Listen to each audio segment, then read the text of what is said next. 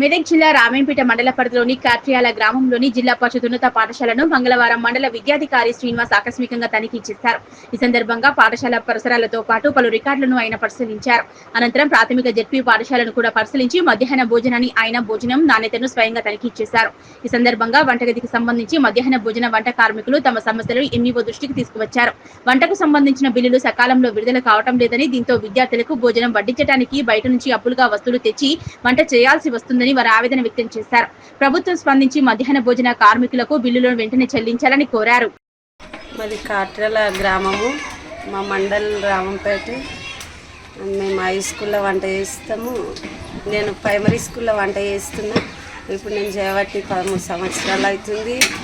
ఆ egg bill December నుంచి రాలేవు.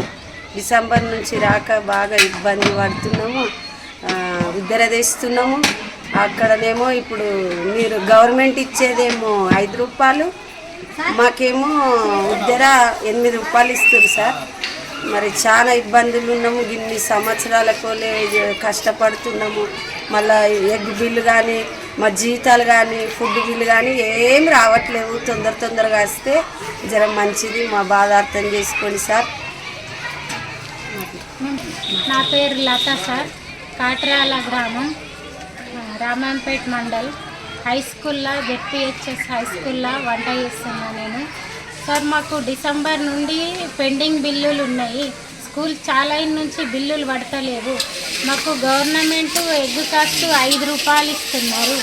మాకేమో ఇక్కడ ఉద్దర 7.5, 8 రూపాయలు ఇట్లా ఉద్దర తెచ్చుకుంటూ వెళ్ళదీస్తున్నాం సార్. మాకేమో కొత్త మెనూ మారింది స్కూల్ చాలైన నుంచి కూడా కొత్త బిల్లులు ఏమీ రాలేవు సార్. మాకేమో హెడ్ మాస్టర్ సార్ ఏమో కొత్త మెనూ మారిందమ్మా, కొత్త ప్రకారం పెట్టాలా అంటే మేము పాత అప్పే కట్టలేం సార్. కొత్త అప్పు తీసుకొచ్చి ఎక్కడి నుండి కట్టాలా? మాకు ఈ ఎగ్గు బిల్లు పెరిగిపోతుంది. ఎగ్గు బిల్లు డిసెంబర్ నుంచి పడనే లేవు. 9th, 10th ఇట్లా బిల్లులు ఆగుతున్నాయి. మా జీతాలు ఆగుతున్నాయి.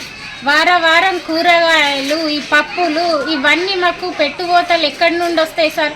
గవర్నమెంట్ మా గురించి కూడా ఆలోచించాలి కదా సార్. పిల్లలకు మధ్యాహ్న భోజనం నాణ్యమైన వంట పెట్టాలన్నప్పుడు మాకు కనీస వేతనము కరెక్ట్ సమయానికి వేస్తేనే కదా సార్ మేము నాణ్యమైన భోజనం పిల్లలకు కూడా అందించగలుగుతాము. మాకు కరెక్ట్ బిల్లులు పడనప్పుడు మేము పిల్లలకు నాణ్యమైన భోజనము అయినా అందిస్తున్నాము. ఎందుకంటే మా పైన ఆ సార్లు ఉన్నారు, వాళ్ళు ఒప్పుకుంటలేరు. మాకు సంసారం ఇంట్లో వెళ్ళాలా, ఇక్కడ స్కూల్లో వెళ్ళాలా? ఎట్లా సార్ మా పరిస్థితి? మా గురించి కూడా ఆలోచించాలా సార్ గవర్నమెంటు. మాకు నెల బిల్లులు రావాలా, మా జీతాలు రావాలా, మా ఎగ్గు కాస్ట్ రావాలా. ఈ కట్టెల పొయ్యి పొగ మాకు ఛాతీలా అంతా దమ్ము నిండుతుంది. కళ్ళు సరిగ్గా కనబడతలేవు. మాకు గ్యాస్ కూడా గవర్నమెంట్ నుండి రావాలి సార్. ఇంతే మేము వేడుకుంటున్నాము. మాకు కరెక్ట్ నెలకు బిల్లులు వేయండి సార్. మేము పిల్లలకి కూడా నాణ్యమైన భోజనం అందిస్తాం. మా పిల్లలు అనుకొని మేము ఇక్కడ పిల్లలకు వంట వేస్తున్నాం సార్. మా పిల్లలను చూసుకున్నట్టు ఈ పిల్లలను కూడా మేము చూసుకొని వంట చేయగలుగుతాం సార్.